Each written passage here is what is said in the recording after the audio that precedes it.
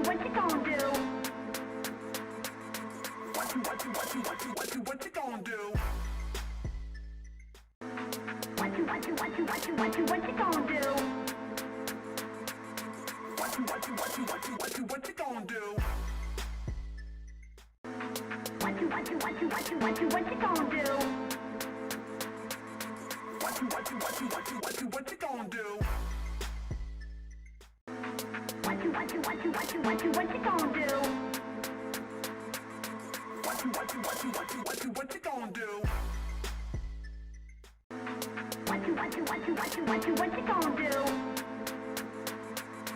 What you gonna do? What you gonna do? What you gonna do? What you gonna do? One, live. All right, guys. What's up, guys? John here with Titanette Time with Rachel Daniels. Hey guys, what's going on? We are back for another great week. Absolutely. Last week we talked a lot about how to get into the fitness industry, not just directed at people trying to get into bodybuilding and elite competitive sports. Everyday people who just want to change their lives. Yep. What are the basics? Yep. Food, supplements, how do you get in the gym, things like that. So I think we talked a lot about basics last week, and this week we're going to go more into depth on nutrition because as we know, nutrition is 99% of this. You know, you can go to the gym all day, you can do as much cardio as you want, but if your nutrition's not on point, then probably not going to get the results you want. So where do we start? So let's say it's really, really basic, right? So like she said, nutrition is a big part of what you're going to do to get into a healthy lifestyle. For your body transforming, for you to feel better every day. This is something you're going to give yourself. It's like putting gas in your gas tank, right? You want to put the best fuel possible in there. Right. From the best food sources, you know, and you're making sure that you know exactly what you're getting in your body, right? And after you start like laying down a good fitness, nutritional diet for yourself, then at that point it's like, all right, well, what are my goals? And then what am I, or how am I going to achieve those goals with the food? Just that, you know, training we're going to get into afterwards, but nutrition portion of it. So let's talk about the basics, you know, macros. Macros. What are macros? Macronutrition. Macro is short for, macronutrition. Right? So what are the macronutrients that we are even talking about? Yeah. Carbs. Proteins, fats, and all of these add up to your total caloric intake for the day. That's right. Right? So, carbs and proteins all add up to different calories, like we were saying. So, a lot of people might say, "Oh, I just need to eat 1,000 calories a day, and I'm good to go." But someone eating 1,000 calories a day with different ratios of the carbs, proteins, and fats is going to look different from somebody else who has different ratios on their 1,000 calories a day. So it's, I think the big facade that we all need to get away from is thinking that calories are just calories. You shouldn't really focus on just the total calories. You should focus on what macros are you putting, how much carbs, how much proteins, how much fats, and what ratio works for you. Right. Not everybody looks great. Like for me, for example, I don't do well on a diet where my protein is higher than my carbs. I actually do better with a higher carb diet, and then my fats are pretty low. So, but you take another person, you know, they might do well on pretty high fats and pretty high protein and little to no carbs. So there's a lot of ways to start to figure out which ratio works for you, but there is no one size fits all. This is true. So this is different for every single person, and the only way that you're going to figure out your fine-tailored nutrition plan is if you start experimenting on yourself. Right. Honestly. It's true. So you can learn a lot about yourself and just these different things. And I think the first thing you need to do is understand, right? You need to understand how many calories per gram of each of these macronutrients, so you can start adding up, you know, what your macros are per day or what you're intaking per day. You'll know right away. So we're talking about proteins and carbohydrates. So you're talking about 4 calories per gram of every carbohydrate, right? And protein you take in your body. Now fats, it's 9. It's 9 calories per gram of fats that you take in your body. So at that point, you can start adding things up. So if you have an 8-ounce chicken breast, times that times 4, that's 32 grams, right? It's real simple. And if you guys really want to, you know, really dumb it down, or per se, if you don't understand really what this is, or you're not good at math, Listen, there's great apps There's out there tons of apps. that will track all this information for you, and it's at the palm of your hand now because you have it usually in your cell phone or on your Apple Watch or whatever it is, and you can really add up, or you can really see exactly where you're at with these different things. And these things will be great too, because then you can really start combating how much sugar you're taking and all that too as well, if you really, really want to get crazy with it. But really break down the macronutrients and what you need per day. And like she said, there's not one thing that fits everybody. Now, there could be a general diet that might do well for a general person, but usually whatever your goals are or whatever you're trying to achieve really tailors that macronutrient calorie intake. Right. There's some good apps too. Like one app that you guys can use that's free that I use all the time. We'll get the link for it. It's called fitlog.ca. fitlog.ca. I use this for my clients. But you can also use it. I think it's free for yourself as well. This is like a really good app because it actually shows you the percentages. You know, if you're 40% protein, 30% carbs, 20% fat, it's going to show that. And you can just type in the foods and it does all the math for you. So if you're starting out and that's all this addition and subtraction and macros is overwhelming, I would highly suggest getting on a free app where you can just type the foods and the portions in that you're eating, and that way you can tweak it. This is another such an important reason that logging your food macros is important, is because so when I for example, when I get a client, a new coaching client, they come to me and they say, I want to lose weight, I want to gain weight, blah blah blah. I always like to ask them, you know, what are your macros at? If you don't know, a lot of people don't know. 99% of the time they say, I don't know. I eat chicken and rice and eggs during the day. So me as a coach, I'm saying, okay, I really don't know what you're already eating. So how do we figure out? You might not know your macros either. Perfect example. So I'm going to put people at a baseline, right? I'm going to go off of some hints that I have. I have your body weight. I have a picture of you so I can see kind of what type of body type you are. And then I can go from there. So I'll take a guy, I'll put him at a certain amount of carbs, proteins, fats, and I'll say, eat this for a week, maybe 2 weeks, right? So come back to me in 2 weeks, tell me what your weight did, and let me see some pictures of you. So from there I can tell, comes back to me in 2 weeks, did your weight decrease? Did it increase? Did it stay the same? Let's just go into the scenario that we're assuming that the goal here is weight loss, fat loss, right? So I can tell if your weight went down, or sometimes it didn't go down, and I can see that your body composition changed. You might have tightened up. You might have lost some things in some places. That means I can tell that we're in a good spot for a deficit, right? So anytime you're burning more calories and you're intaking, you're going to start losing weight and be in a caloric deficit. So if he comes back to me in 2 weeks, start losing some weight, I can say, okay, cool. So this is where your macros need to be at if we want you to lose weight at this schedule. If he comes back to me, didn't change any weight that week, we can say, cool, this is your maintenance spot. So maintenance is where you're going to stay. You're not going to really gain weight, you're not going to lose weight, but this is the total calories and macros where we kind of just keep ourselves where we're at and coast. Now if they come back to me and gain a few pounds, I can say, cool, so you're kind of high up here. This is where kind of more of a bulking macros, where if we want to put weight on you, these are where our macros need to be. So once you've done that for a week or two, you've experimented on your body for the initial experiment, then you can start making adjustments. So if you stayed the same and you want to lose weight, you can start dropping things. I always say I would recommend start with dropping the carbs, most people, and probably try to keep the protein where it's at, if not, pretty high, because we don't want to lose your muscles and things like that. Absolutely. So start with the carb drop, and if you want to have as much control as you can over each variable. So if you come back in 2 weeks and say, I didn't lose any weight, so I'm going to change my proteins, fats, and carbs, then something happens, and the next week you don't really know which variable caused that weight change, right? So so your first try, you come back, let's say nothing changes. So let's change only one variable. So let's say we're going to drop the carbs now that we've stayed the same week. We're going to keep the proteins and fats the same.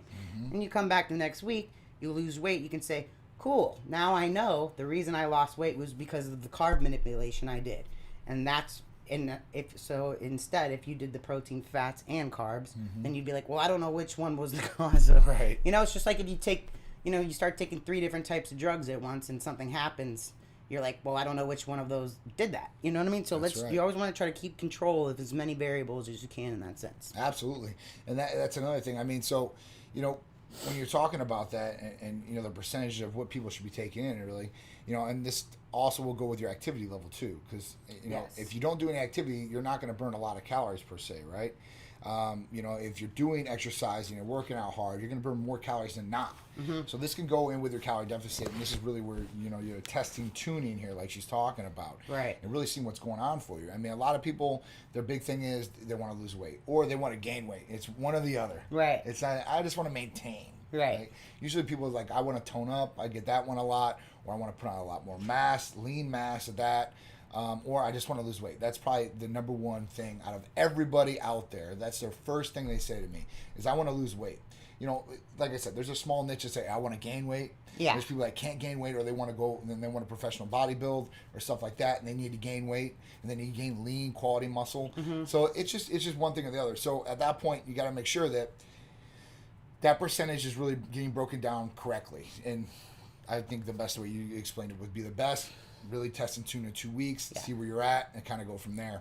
Another thing, though, sorry, I didn't mean to cut you off. it's okay. Another thing also, because I know you're talking about how so many people are so fixated on the scale. Yes. So the scale is like a great tool also when you're starting out, just to tell if you're losing weight or not. But I try to get my clients like really away from the mindset, and it's hard because even I do it sometimes. Of course, But the me too. mindset that if the scale's going down, that means I'm losing weight, and if it's not changing, that means I'm staying fat. Yep. And if it's going up, that means I'm getting fat. Yep. So there's an idea called body recomposition.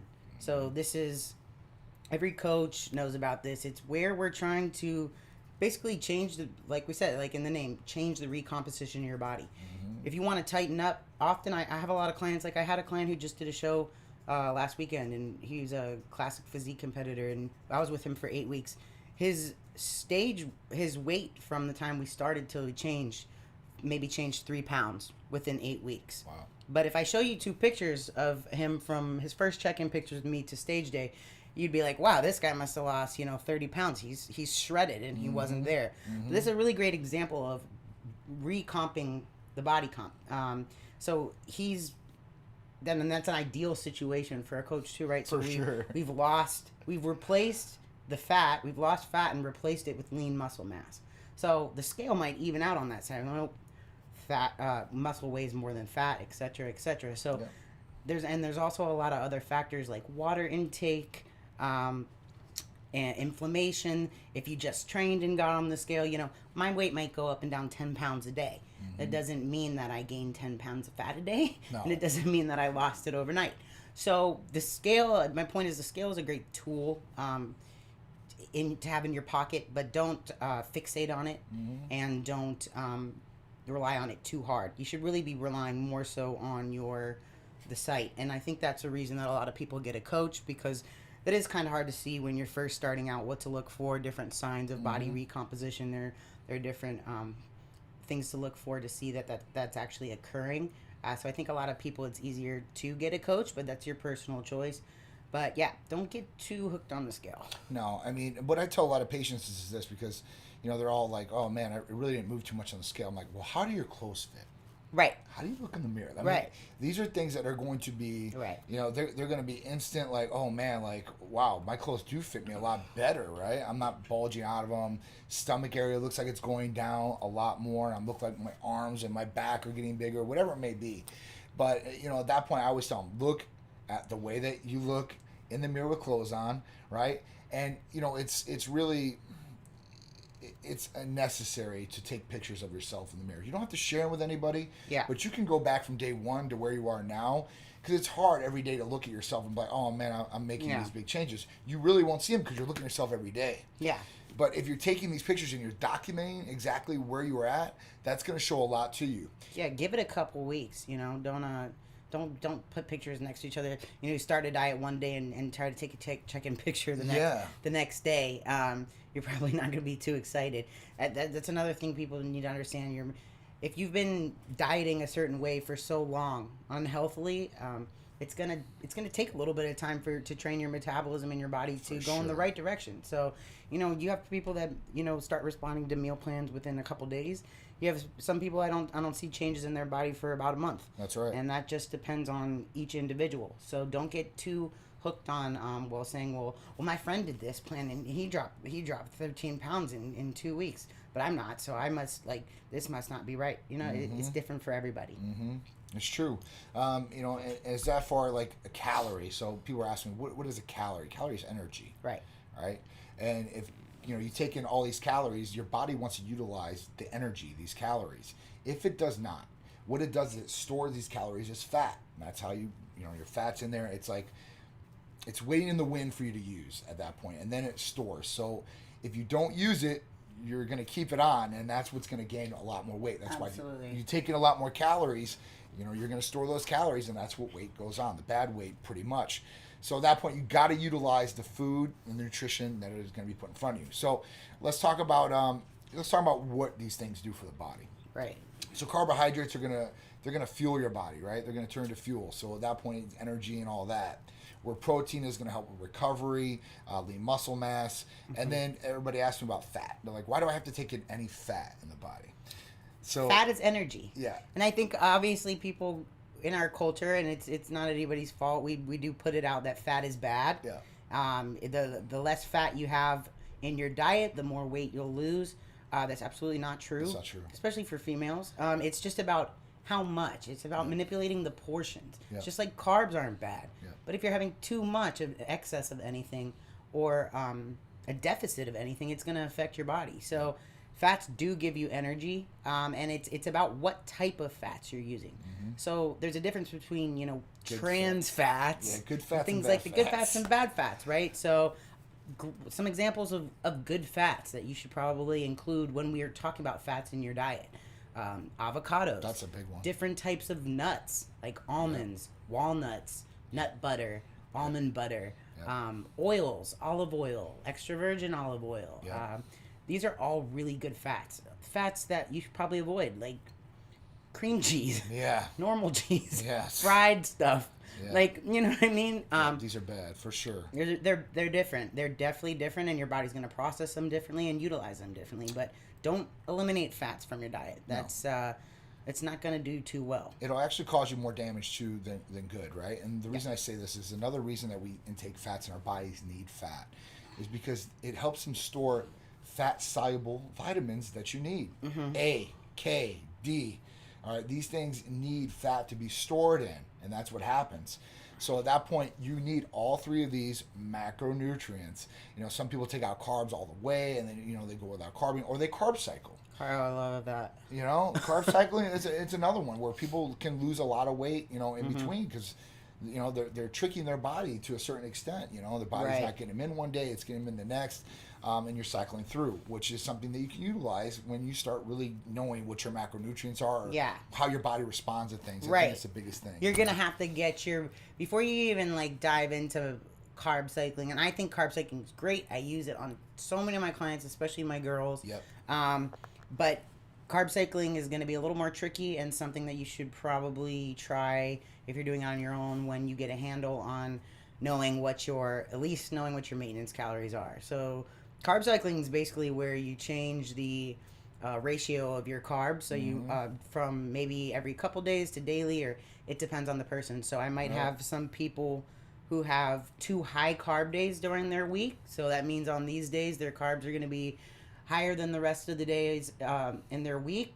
Probably have lower fats on that day as well. And then you can have moderate carb days. So those would be kind of in the middle carb-wise. And then you can have low carb days where it would be lower than the middle, the moderate carb days. And you'd probably have, if not the same fats, maybe higher and more protein and fat dominant on those days. And what this does is it gets your metabolism jumping, and it fires it, and it can trigger fat loss very well. And also you can time those, once you do start doing those high carb days, moderate carb days, low carb days, depending on when you're training, you can place those days maybe on a day you have a weak body part. Like, if I have someone who has, they're trying to bring up their legs or their back, those are also two really big body parts. Yes. So maybe I would put Big my muscle. high carb days, because remember John's talking about calories are energy, and weight loss always also depends on how much energy you're expending as well. So Right. on those days when I'm training major body parts like legs or back, I'm probably gonna, if I'm training really hard, I'm probably gonna be burning more calories on those days. So I'll like to refuel those body parts energy wise, recovery wise, with the higher carb days. So that, like you said, does depend on your activity level. It's different from everyone. But before you even get into that, I would start, you got to learn what your maintenance calories are, and see what you can do from there. Absolutely. You know, that's a big thing. You know, and with this, right, you want to make sure that, you know, you're getting enough protein. Yeah, I think that's a big one for some people. You will start losing muscle mass. Another big thing is like when you're trained, and let's say you have too low of a carb diet the day before, you can obviously see you're not as full in the muscles and everything like that. Right. You know, and you can carb up per se and have a good workout. And let's say your back, your legs, or those big muscle parts, even chest, and really utilize the carbs that you're taking in. Yeah. That's a big thing. I really do think that's a big thing. You know, a lot of people, they're totally against carbs. Carbohydrates are a bad thing. No, an excessive amount of carbohydrates is a bad thing. Even back in the day, like, you know, it was in high school and stuff like that. Our high school basketball coach would have us eat, you know, big meals of pasta beforehand, right? It's like powerlifters too, kind of. Yeah, Like, you know. You're getting that energy and you're getting that fuel in there, and you're going to utilize it. You know, you're going to utilize it.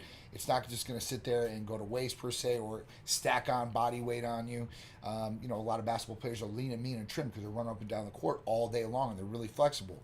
So at that point, but they need good energy sources like that. Right, because they're expending so much energy. That's right. You know, it's like, I saw this thing about Michael Phelps. They were talking about his diet. They're like, wow, Michael Phelps eats like 5,000 to 7,000 calories a day, and like, that's just incredible. And he's so lean, and it's not. He must just be a freak. And I'm like, well, I mean, he is a freak because he's an elite athlete in his own right. But if you look at that guy, think about how much energy he's expending in his swimming practices every day, right? Yes. So it's not like he's eating 5,000 to 7,000. Do you think he'd be able to eat 5,000 to 7,000 calories a day if he was just sitting at a desk all day not doing anything? No, he probably would not have those washboard out, right? But it's because his caloric intake and his his expenditure from his energy are matching up to a good ratio where he can, his metabolism's jumping to the point he's utilizing all the food he's eating, to where he's probably staying the same weight by eating those amounts. That's right. And, you know, I mean, really, your metabolism's everything too, and people have different metabolisms. So at that point, they're gonna burn through calories and stuff like that a lot quicker than some other people will. The other thing is you know, there's like and I don't really like to go by if it fits my macros. Oh God, that's a horrible way, you know, to really look at things. And let me tell you why. And Rachel hit on it in the beginning. Every calorie is not the exact same. If I eat a Twinkie, right, and I eat a baked potato, it's going to be totally different as far as what I'm getting from that food. Absolutely. You know, so don't just think, you know, if it fits my macro. So I can eat a whole bunch of cheese puffs. I can eat a whole bunch of donuts, you know, because I hear the donut pre-pump. Yeah, that can work for people that are pretty lean and stuff like that, but that's not the food source you really want to be giving yourself. They've been hard dieting for a while, and their metabolism's at the point where, I mean, it's like when I get some clients, you know, they ask for macros immediately. I get a little nervous because I've had people where, you know, they come back and I have them at their macros I think's right, and then I'm finally like, can you show me like what you're actually eating? And they're like, for their fats they're doing butter, you know, or like they're trying to work the donut in the day, and it doesn't work like that. You know what I mean? It's like we were saying with the fats, like that fats isn't going to do the same to your body as an avocado, even if it matches up number wise. This has to be it has to be good amounts of the right foods, not just the right amounts, right?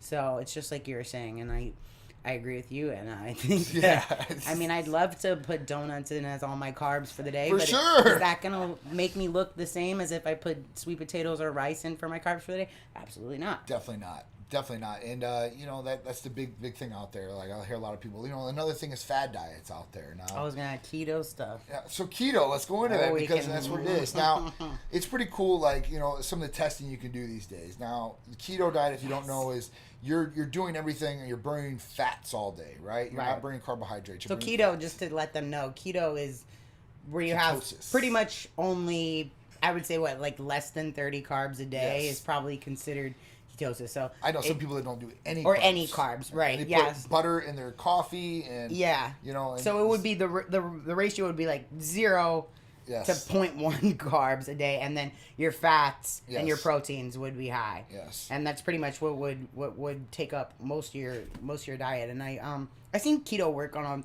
a lot of people. I think it's great for a long term plan? Probably not. But if you're trying to do it and drop off some weight, like same with intermittent fasting, I love intermittent fasting. It's great, but is it a great sustainable long term? No. Probably not. No. Yeah, so we can do a whole thing on keto. With keto, and this is another thing. So let's say you're not in keto, and you're going on lower ends of carbohydrates. Now your body it'll start either burning carbohydrates or fats, and there's some tests that you can do. There's like a blow test you can do where you're in 15 minutes, and we'll tell you if you're burning fats or you're burning carbohydrates. That's what your body's running off of.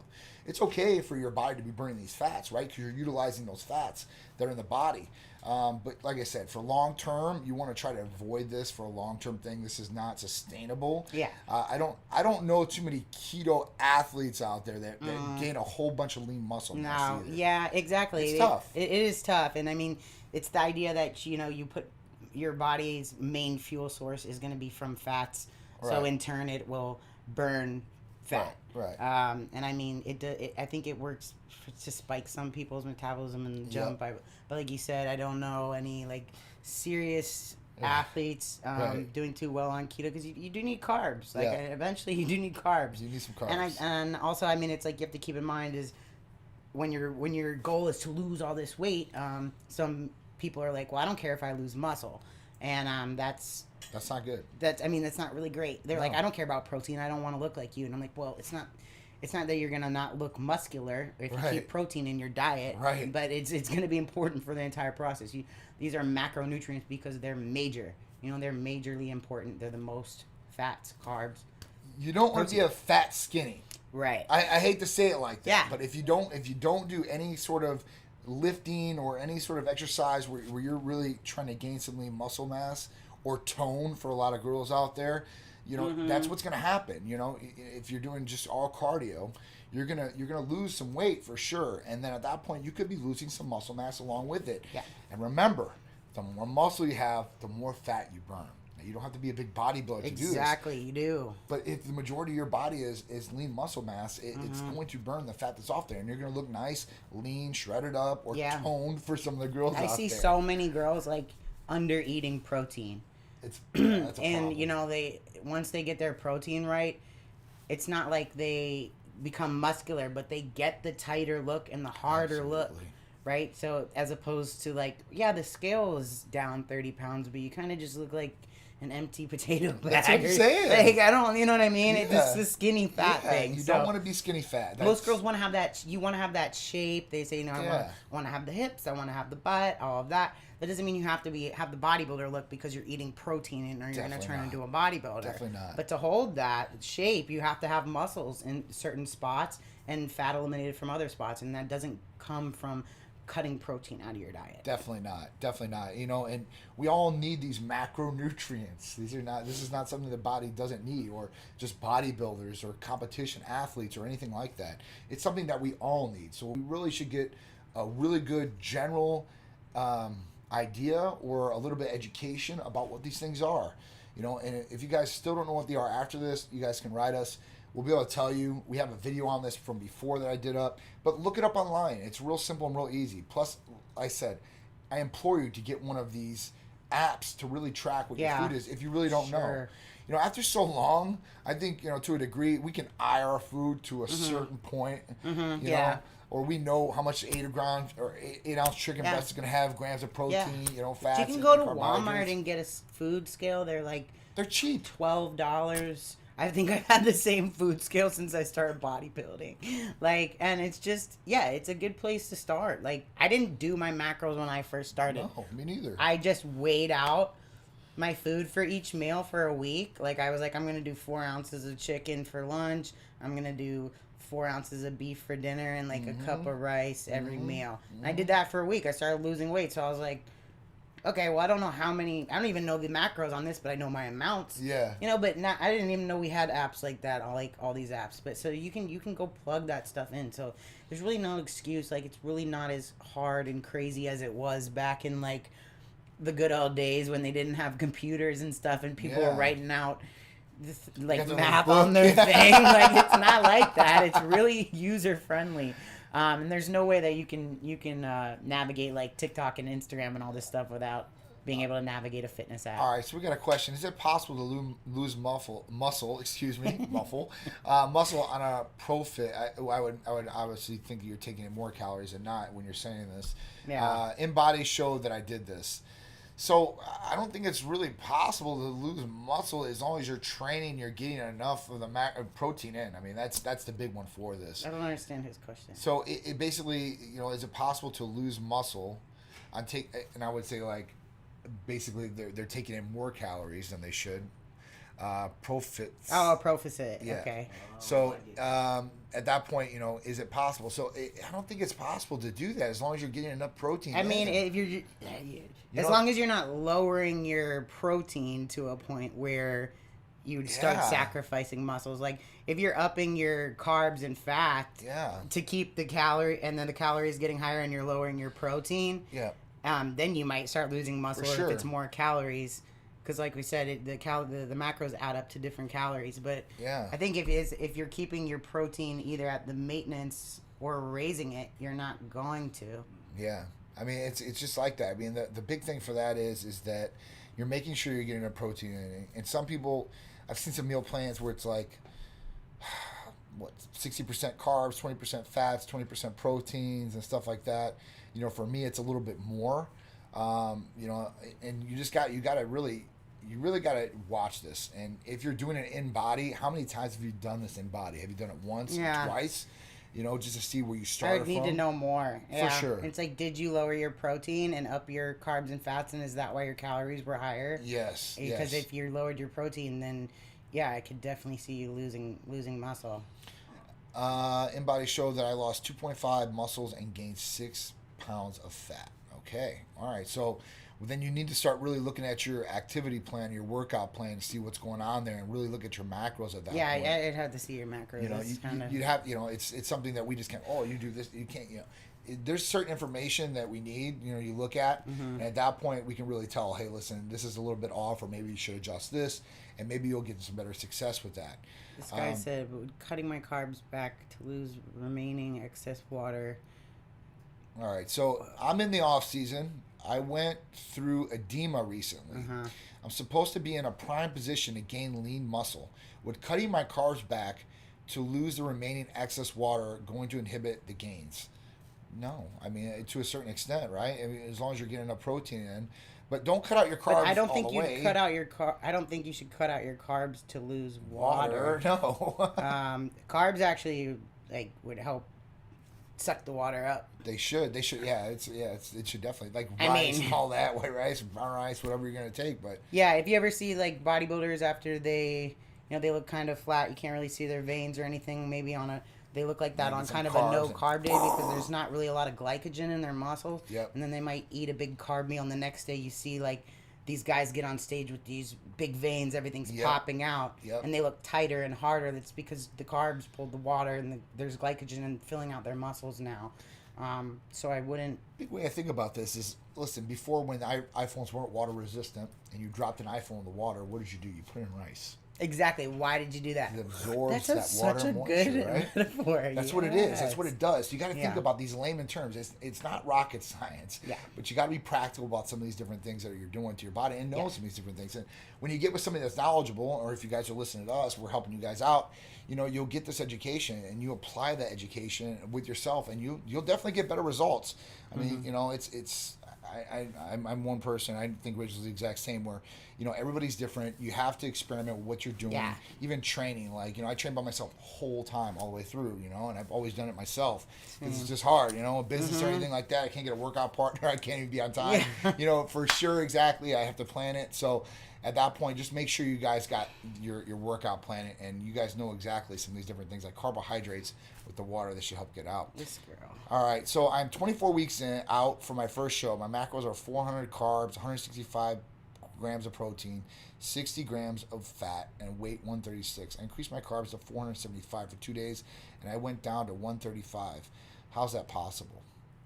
Are you Well, a lot of are you exceeding, what you're doing activity wise with calories? Has that changed? And I mean, it's not uncommon for people to lose weight after higher carb days. It's like a bodybuilder who gets a cheat meal, and they might wake up the next day like 2 pounds lighter. Yep. A lot of that is, especially if you're talking about a 2-day period, it's probably not like you lost 2 pounds of fat in that day, but your metabolism, first of all, had to work a little harder because it had more carbs to work through.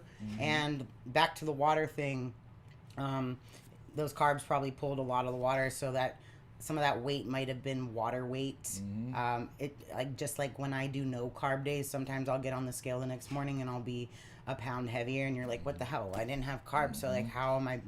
It's and then that's the reverse case. It's probably because that's water weight. So I would give it a little more time if you're moving up to 475. But I mean, yeah, it's not uncommon if you see that keep going for a couple weeks. That's carb cycling right there, and I mean, that's gonna happen. I would keep, if you're not trying to lose weight, because I mean, I guess I don't know if you're saying you don't want to continue to lose weight, because it seems like if you are trying to lose weight and come down for show, this is a good plan to keep maybe keep doing carb cycling because it's working for you. Otherwise, if you were trying to slow that down, I would probably up the fats a little bit to slow digestion. For sure. As your next go-to, if you're trying to stop losing weight on that. And guys, remember, listen, the diet's gonna be one thing, training, sleep, and all that. You got to make sure you have all your hormones in check too as well, and everything's in check in the body. We can do that for you guys nationwide, guys or girls. So at that point, it can help you guys out. I did get a question. Hey, John, is it normal for MK677 for my arms to sometimes fall asleep in hands? Yes, it is. It is something that's normal. It's a good question. It's a good question. It happens a lot with people that are on IGF-1, growth hormone, or GHRHs, which are growth releasing peptides, like MK677, which is oral. And if any of you guys are looking to gain lean muscle mass and stuff like that, or strength, MK677 works for both guys and girls. So at that point, you guys can utilize that, or CJC 1295 with Imperalin. It's another great one out there, man. So yeah, so diet is definitely tricky, and that's what somebody said here. It definitely is. But once you really know what works for you, I think you guys are going to get that. And be able to take it and run with it for sure. You guys will understand your body a lot more, especially if you have everything else in check and in line. I think you guys will be ready to rock and roll. Yeah, and if you guys, like I said, I know this is like a lot of information, and this was like really overwhelming to me when I first started. And even if I probably could have done it by myself, I just didn't really trust myself. So sometimes just to like lower your anxiety and overthinking, it does help. For some people, it gives you a better peace of mind to put it in a coach's hands, somebody that has a background on this kind of thing. Just like some you want to go to the doctor because you feel better about what they say rather than your grandma telling you to just do what her remedy is for something. Like put some Windex on it. You know what I mean? So I get that mindset. There's nothing wrong with getting a coach. But if you do that, I would just recommend do your research. Yes. Make sure somebody knows their stuff. Yes. They're not just taking your money. There's a lot of cookie cutter diets out there. Yeah, plans. and flip side, even if you do have a coach who knows more than you and is doing your diet, you should still be asking a lot of questions, and your coach should be really open to answering those. And you should be doing your own research along the way and still tracking your progress, because that's super important. The goal for you is to learn how to be sustainable on your own one day and be able to maintain a balanced lifestyle nutrition-wise. And if you don't further your education, then you're not going to reach that. A coach should be a teacher to you guys. Absolutely. It shouldn't be a secret thing. Oh, I know this. I'm not going to tell you anything. What are you talking about? Like, why am I doing this? They should be able to break it down for you, and give you the reasons why. And it's just like a basketball coach or football coach. any of those sports, right? They are teaching the athlete. They're telling them why they're doing this, what the benefit is, and they're educating them. So they retain the education and they utilize the education. Even when they're out of high school and they're gone from high school basketball, they're going to college or professional. At that point, that coach has helped them along the way. And those people remember you for that. You know, they're like, man, this person really, really helped me get my stuff together and really, really helped me with my diet or my supplementation or whatever it may be at that point. So, you know, just really know who you guys are getting into. All right. Real Jake said that scared me a little bit. Do you have anything to help sleep? Yes. So we've got some different things to help sleep. Don't Carbs. be scared. You know, yeah, right. You know, for sleep, you know, we have Titan Serenity, which has like L-theanine, taurine, and magnesium in it. It's great for, you know, people that have social anxiety too as well. You can utilize this, and this will help you get to sleep or rest. That's a big one. Our Essential Mineral Blend too has some of these essential minerals in there that will help, you know, relax you, like magnesium and stuff like that in there. So, but I always like Titan Serenity. For me, L-theanine is great at relaxing you and trying to get you to go to sleep a lot better. Oh, another thing. Sure. Let them know about our food tests. Okay, so yes. So I was going to get into this too. So listen, guys, you guys will get this diet together, and we were going to talk about foods like some good carbohydrates. What are some good carbohydrates you recommend, Rachel?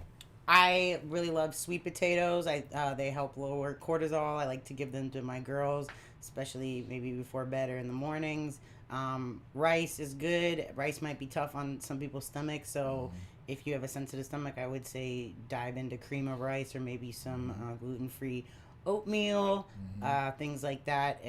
I try to stay away from like bread kind of carbs just for the fact that I'm always hungry, and those types of carbs don't really make you have that full feeling as much. Veggies, you can eat certain veggies like mushrooms, onions, things like that. You can spinach, you can pound as much of those as you want because they're fibrous vegetables and carbs, and they're not really even going to process the amount of carbs that they even say on the label.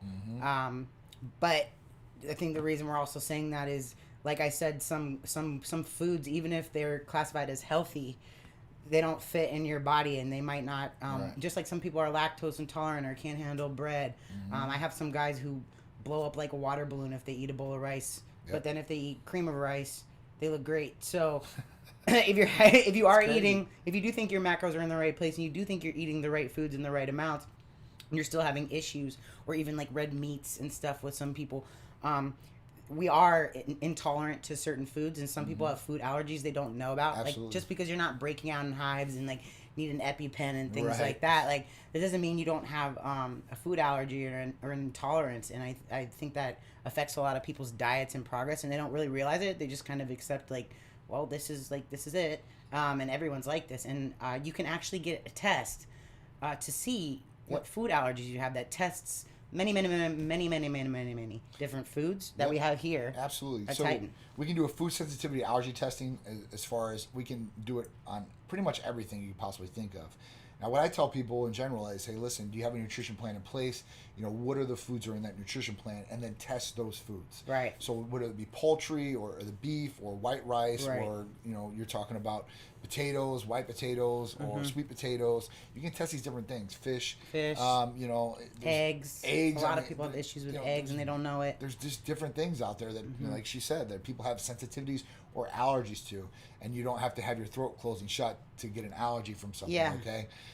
It can affect you in a lot of different ways. So at that point, we can run this through blood, right through LabCorp, blood testing. It's really, really accurate. So at that point, you know, or if a coach or somebody's putting you on a plan, you think that something might not be working, you test it. At that point, it's going to tell you exactly what you're sensitive to or what you have possible allergies to, and you can eliminate that from the diet. And people do really, really well after that, you know, because they know exactly what they need to take in their body or what's going to work and what's really not going to work. Yeah.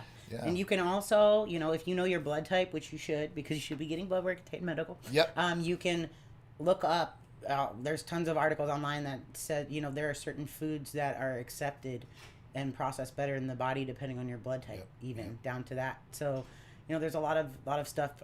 Even just because you're in the healthy realm, like John was saying, one size does not fit all. So, get that allergy test, especially if you're suspecting something, and then that way you can eliminate those foods and replace them with others. There's all kinds of substitutes for different stuff.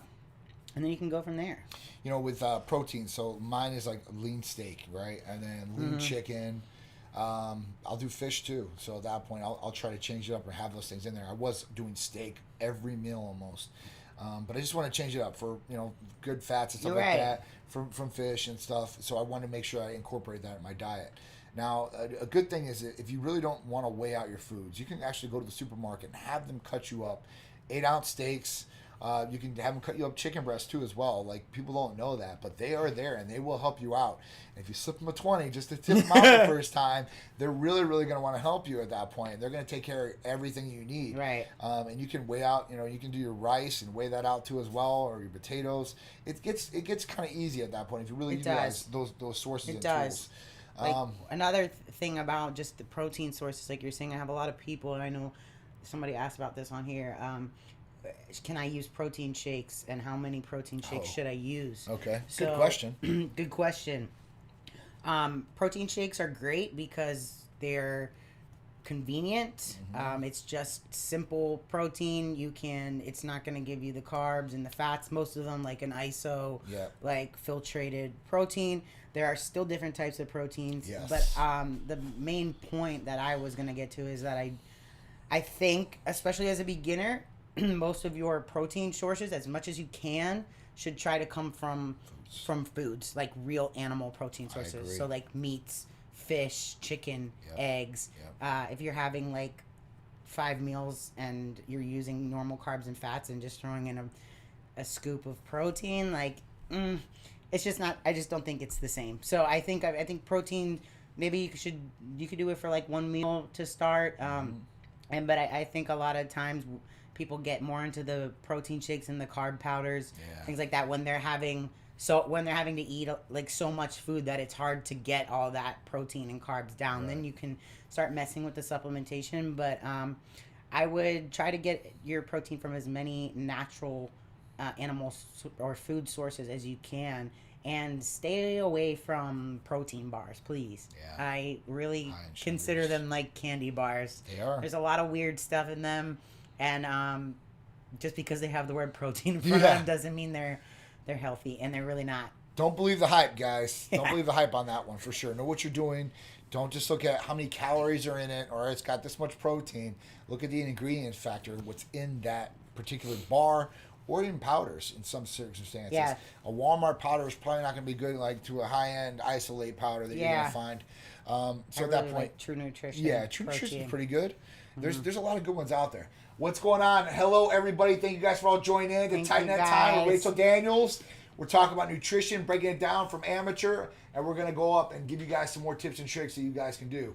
So, all right, on this, when you guys were traveling, we talked about preparing last week.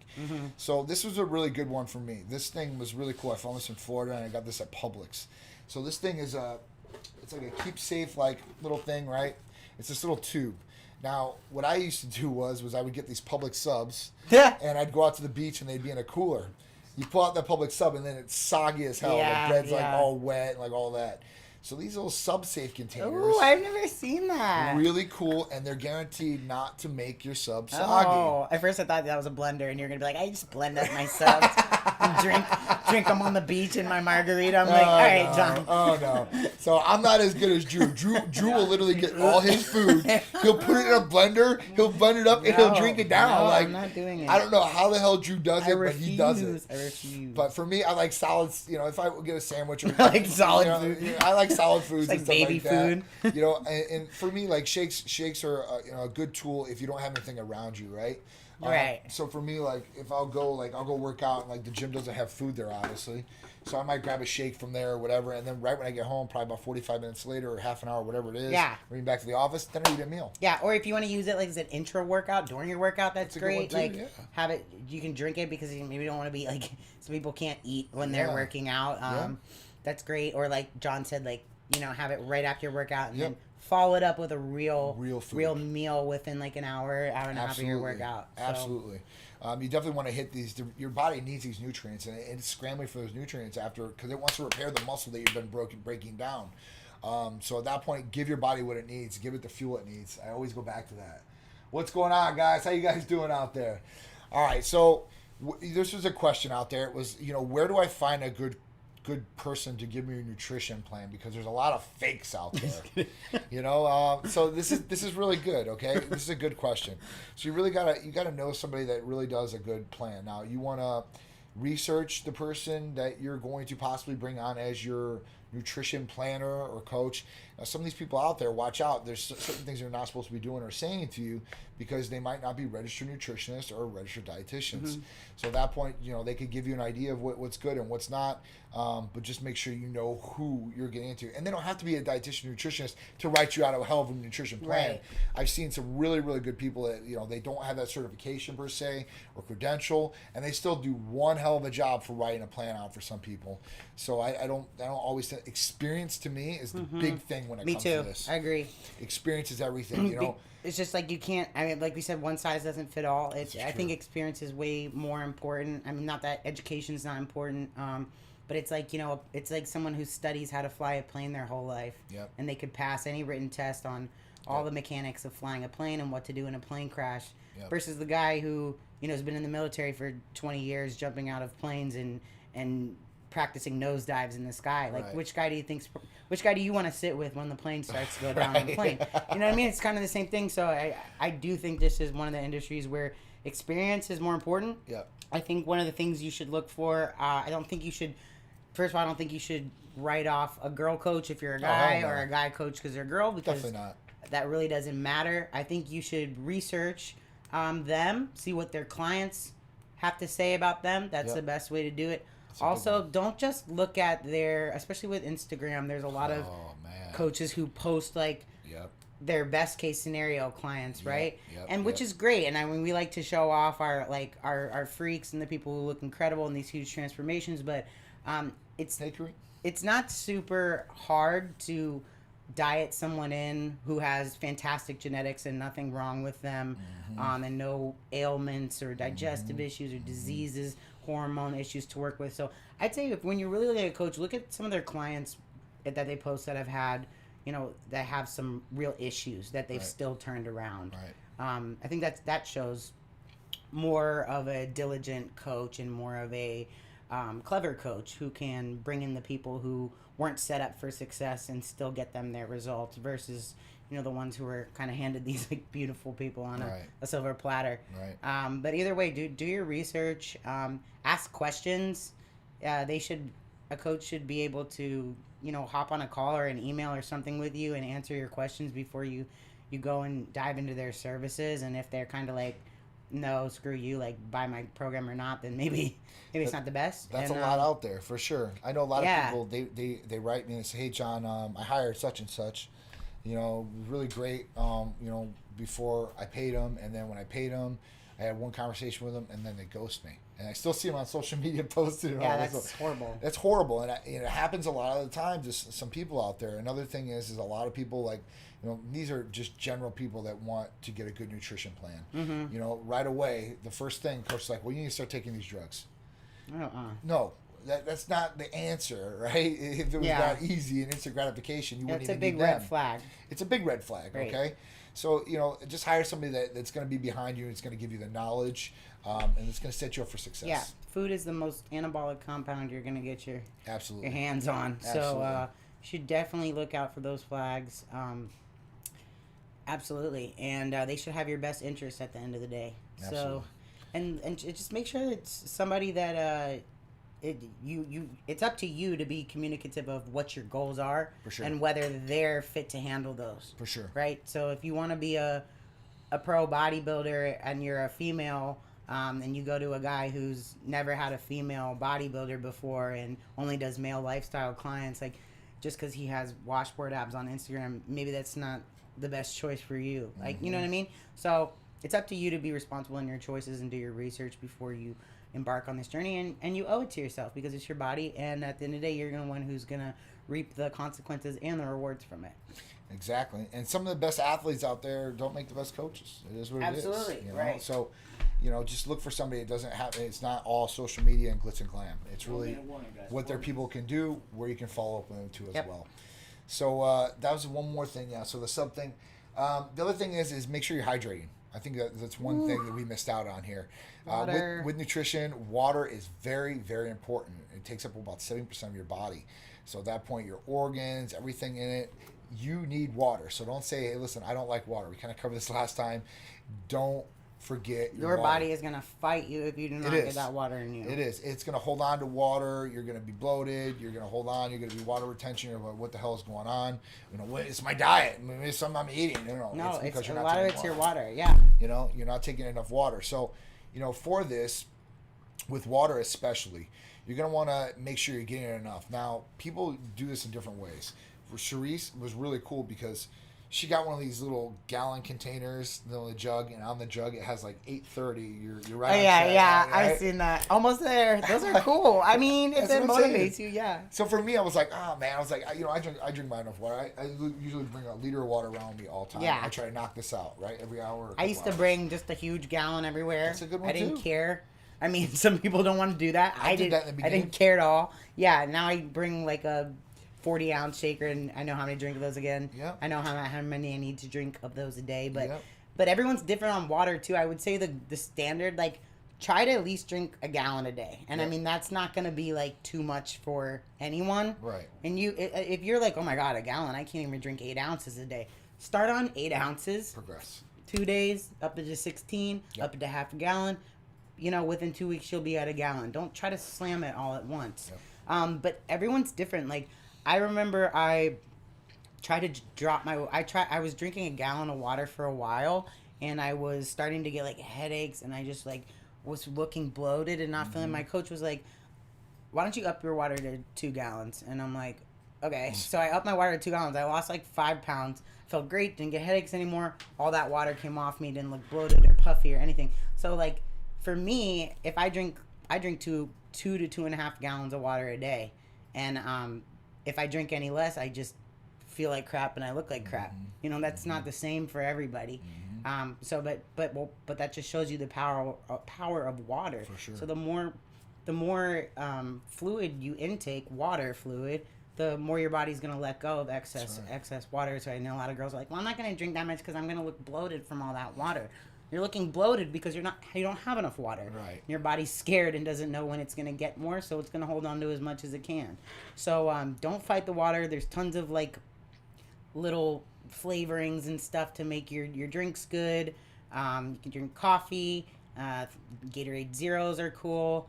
Things like that. So there's no excuse. Absolutely, guys. So I hope you guys enjoyed this Titanette time with Rachel Daniels. Thank you, guys. We'll be back next week with another live for you guys, giving you guys some awesome tips and tricks, especially you females out there, of how to get in a healthy lifestyle, some of the competing aspect from Rachel and her experience, and some of the Titan therapies we'll cover too. So we'll see you guys next week, right? Yep. For another Titanette time with Rachel Daniels. And John. Bye, Bye, guys. Bye.